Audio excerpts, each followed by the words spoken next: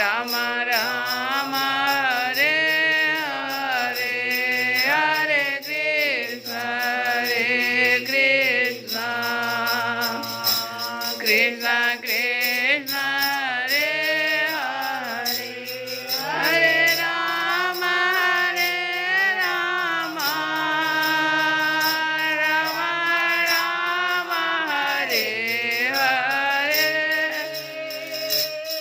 हरे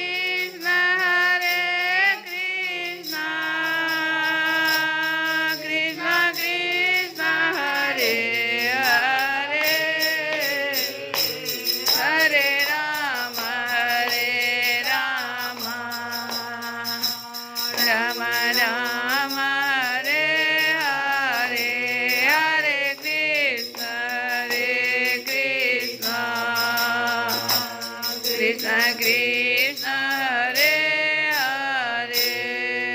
श्री कृष्ण जय श्री कृष्ण जय श्री कृष्ण। कल की कथा में हम लोग ब्राह्मणों ने भगवान का जो तिरस्कार किया था और वे उसके बाद जो अपना पश्चाताप कर रहे थे उसकी कथा सुने थे। अब ब्राह्मणों ने अपने अपराध की स्मृति से बड़ा पश्चाताप किया और उनके हृदय में से कृष्ण बलराम के दर्शन की बड़ी इच्छा भी हुई, परंतु कंस के डर के मारे वे उनका दर्शन करने न जा सके। आज की कथा में हम लोग इंद्र यज्ञ निवारण की कथा सुनेंगे। श्री सुखदेव जी कहते हैं, परीक्षित भगवान श्री कृष्ण बलराम जी के साथ वृंदावन में रहकर अनेकों प्रकार की लीलाएं कर रहे थे। उन्होंने एक दिन देखा कि वहां के सब गोप इंद्र यज्ञ करने की तैयारी कर रहे हैं। भगवान श्री कृष्ण सबके अंतर्यामी और सर्वज्ञ हैं, उनसे कोई बात छिपी नहीं थी, वे सब जानते थे। फिर भी विनयावनत होकर उन्होंने नंद बाबा आदि बड़े बूढ़े गोपों से पूछा, पिताजी आप लोगों के सामने यह कौन सा बड़ा भारी काम, कौन सा उत्सव आ पहुंचा है, इसका फल क्या है, किस उद्देश्य से कौन लोग किन साधनों के द्वारा यह यज्ञ किया करते हैं। पिताजी आप मुझे यह अवश्य बतलाइए, आप मेरे पिता हैं और मैं आपका पुत्र, ये बातें सुनने के लिए मुझे बड़ी उत्कंठा भी है।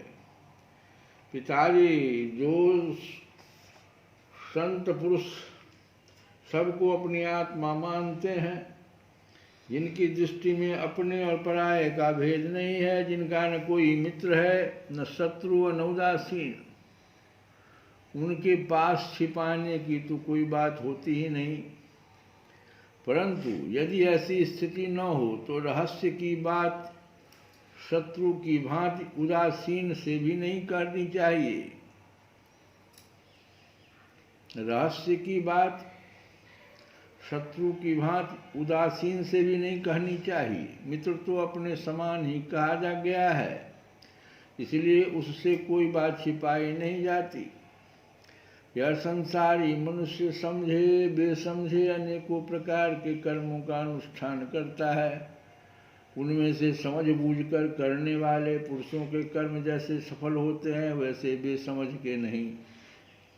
अतः इस समय आप लोग जो क्रियायोग करने जा रहे हैं वह सुहृदों के साथ विचारित शास्त्र सम्मत है अथवा लौकिक ही है, मैं यह सब जानना चाहता हूँ, आप कृपा करके स्पष्ट रूप से बतलाइए। नंद बाबा ने कहा, बेटा भगवान इंद्र वर्षा करने वाले मेघों के स्वामी हैं। ये मेघ उन्हीं के अपने रूप हैं। वे समस्त प्राणियों को तृप्त करने वाला एवं जीवन दान करने वाला जल बरसाते हैं। मेरे प्यारे पुत्र, हम और दूसरे लोग भी उन्हीं मेघपति भगवान इंद्र की यज्ञों के द्वारा पूजा किया करते हैं। जिन सामग्रियों से यज्ञ होता है वे भी उनके बरसाए हुए शक्तिशाली जल से ही उत्पन्न होती है। उनका यज्ञ करने के बाद जो कुछ बच रहता है उसी अन्न से हम सब मनुष्य अर्थ धर्म और काम रूप त्रिवर्ग की सिद्धि के लिए अपना जीवन निर्वाह करते हैं। मनुष्यों के खेती आदि प्रयत्नों के फल देने वाले इंद्र ही हैं। यह धर्म हमारी कुल परंपरा से चला आया है। जो मनुष्य काम, लोभ, भय अथवा द्वेषवश ऐसे परंपरागत धर्म को छोड़ देता है उसका कभी मंगल नहीं होता। श्री सुखदेव जी कहते हैं, परीक्षित, ब्रह्मा, शंकर आदि के भी शासन करने वाले केशव भगवान ने नंद बाबा और दूसरे ब्रजवासियों की बात सुनकर इंद्र को क्रोध दिलाने के लिए अपने पिता नंद बाबा से कहा। श्री भगवान ने कहा, पिताजी, प्राणी अपने कर्म के अनुसार ही पैदा होता है और कर्म से ही मर जाता है। उसे उसके कर्म के अनुसार ही सुख, दुख, भय और मंगल के निमित्तों की प्राप्ति होती है। यदि कर्मों को ही सब कुछ न मानकर उनसे भिन्न जीवों के कर्म का फल देने वाला ईश्वर माना भी जाए तो वह कर्म करने वालों को ही उनके कर्म के अनुसार फल दे सकता है। कर्म न करने वालों पर उसकी प्रभुता नहीं चल सकती। जब सभी प्राणी अपने अपने कर्मों का ही फल भोग रहे हैं तब हमें इंद्र की क्या आवश्यकता है। निजकृत कर्म क्या है दोहा? निजकृत कर्म। को न काहुक सुख दुख कर दाता, निज कृत कर्म भोग सुनु भ्राता। इसी का ये जो भगवान ने इसी को पूरे रूप में समझाया है। पिताजी, जब वे पूर्व संस्कार के अनुसार प्राप्त होने वाले मनुष्यों के कर्म फल को बदल ही नहीं सकते तब उनसे प्रयोजन। मनुष्य अपने स्वभाव पूर्व संस्कारों के अधीन है और उसी का अनुसरण करता है। यहाँ तक कि देवता, असुर, मनुष्य आदि को लिए हुए यह सारा जगत स्वभाव में ही स्थित है। जीव अपने कर्मों के अनुसार उत्तम और अधम शरीरों को ग्रहण करता है और छोड़ता रहता है। अपने कर्मों के अनुसार ही यह शत्रु है, यह मित्र है, यह उदासीन है, ऐसा व्यवहार करता है। श्री सुमन, कर्मों के अनुसार ही मनुष्य यह कहता है कि यह शत्रु है, यह मित्र है, यह उदासीन है, ऐसा है नहीं, और उसी के अनुसार व्यवहार कर देता है। कहाँ तक कहूँ, कर्म ही गुरु है और कर्म ही ईश्वर। इसलिए पिताजी, मनुष्य को चाहिए कि पूर्व संस्कारों के अनुसार अपने वर्ण तथा आश्रम के अनुकूल धर्मों का पालन करता हुआ कर्म का ही आदर करे। जिसके द्वारा मनुष्य की जीविका सुगमता से चलती है वही उसका इष्ट देव होता है। इष्ट देव की परिभाषा है कि जिसके द्वारा मनुष्य की जीविका सुगमता से चलती है वही उसका इष्ट देव होता है। जैसे अपने विवाहित पति को छोड़कर जार पति का सेवन करने वाली व्यभिचारिणी स्त्री कभी शांति लाभ नहीं करती, वैसे ही जो मनुष्य अपनी आजीविका का चलाने वाले एक देवता को छोड़कर किसी दूसरे की उपासना करते हैं उससे उन्हें कभी सुख नहीं मिलता। ब्राह्मण वेदों के अध्ययन अध्यापन से, क्षत्रिय पृथ्वी पालन से, वैश्य वार्ता वृत्ति से और शूद्र ब्राह्मण क्षत्रिय और वैश्यों की सेवा से अपनी जीविका का निर्वाह करें।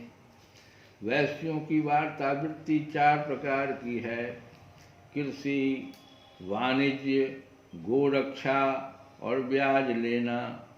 हम लोग उन चारों में से एक केवल गोपालन ही सदा से करते आए हैं। पिताजी, इस संसार की स्थिति, उत्पत्ति और अंत के कारण क्रमशः सत्वगुण, रजोगुण और तमोगुण है। यह विविध प्रकार का संपूर्ण जगत स्त्री पुरुष के संयोग से रजोगुण के द्वारा उत्पन्न होता है। उसी रजोगुण की प्रेरणा से मेघगण सब कहीं जल बरसाते हैं। उसी से अन्न और अन्न से ही सब जीवों की जीविका चलती है। इसमें भला इंद्र का क्या लेना देना है? वह भला क्या कर सकता है? पिताजी, न तो हमारे पास किसी देश का राज्य है और न तो बड़े बड़े नगर ही हमारे अधीन हैं। हमारे पास गांव या घर भी नहीं है। हम तो सदा के वनवासी हैं। वन और पहाड़ ही हमारे घर हैं। इसलिए हम लोग गौओं, ब्राह्मणों और गिरिराज का यजन करने की तैयारी करें। इंद्र यज्ञ के लिए जो सामग्रियां इकट्ठी की गई है उन्हीं से इस यज्ञ का अनुष्ठान होने दें। अनेकों प्रकार के पकवान, खीर, हलवा, पुआ, पूरी आदि से लेकर मूंग की दाल तक बनाए जाएं। ब्रज का सारा दूध एकत्र कर लिया जाए। वेदवादी ब्राह्मणों के द्वारा भली भांति हवन करवाया जाए था। उन्हें अनेकों प्रकार के अन्न, गौवें और दक्षिणाएं दी जाए। और भी चांडाल, पतित तथा कुत्तों तक को यथा योग्य वस्तुएं देकर गायों को चारा दिया जाए और फिर गिरिराज को भोग लगाया जाए। इसके बाद खूब प्रसाद खा पी कर सुंदर सुंदर वस्त्र पहनकर गहनों से सजा लिया जाए और चंदन लगाकर गौ, ब्राह्मण, अग्नि तथा गिरिराज गोवर्धन की प्रदक्षिणा की जाए। पिताजी, मेरी तो ऐसी ही सम्मति है। यदि आप लोगों को रुचे तो ऐसा ही कीजिए। ऐसा यज्ञ गौ, ब्राह्मण और गिरिराज को तो प्रिय होगा ही, मुझे भी बहुत प्रिय है। शिशुदेव जी कहते हैं, परीक्षित, कालात्मा भगवान की इच्छा थी कि वह इंद्र का घमंड चूर चूर कर दे।